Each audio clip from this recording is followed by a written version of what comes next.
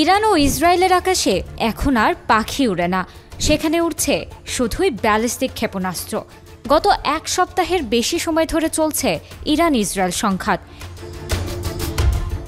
এই সংঘাতে যুক্তরাষ্ট্র সরাসরি যোগ দিয়ে ধ্বংস করে ইরানের ৩টি পারমাণবিক স্থাপনা। ফলে হরমুজ প্রণালী বন্ধের হুমকি দেয় ইরান। এমন হুমকি পেয়ে ট্রাম্প প্রশাসনের যেন মাথায় হাত, কপালে পড়েছে ভাঁজ। এমন অবস্থায় কোনো উপায় না পেয়ে ট্রাম্প চিরশত্রু চীনের কাছে চেয়েছে সহায়তা। মার্কিন পররাষ্ট্রমন্ত্রী মার্কো রুবিও কথা নিশ্চিত করেন। তিনি বলেন, যারা হরমুজ প্রণালী দিয়ে তেল পরিবহনের উপর ব্যাপকভাবে নির্ভরশীল সেই চীনের সরকারকে আমি উৎসাহিত করব তারা যেন এ বিষয়ে ইরানি কর্মকর্তাদের সঙ্গে যোগাযোগ করে।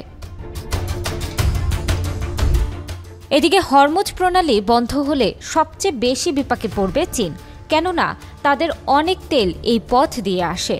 মার্কো রুবিও বলেন, যদি ইরান হরমুজ প্রণালীতে মাইন স্থাপন করে তাহলে চীনকে চড়া মূল্য দিতে হবে এবং অন্যান্য দেশসহ আমাদেরও মূল্য দিতে হবে। ইরান যদি এই কাজ করে তাহলে এটি তাদের জন্য বাণিজ্যিক আত্মহত্যা হবে।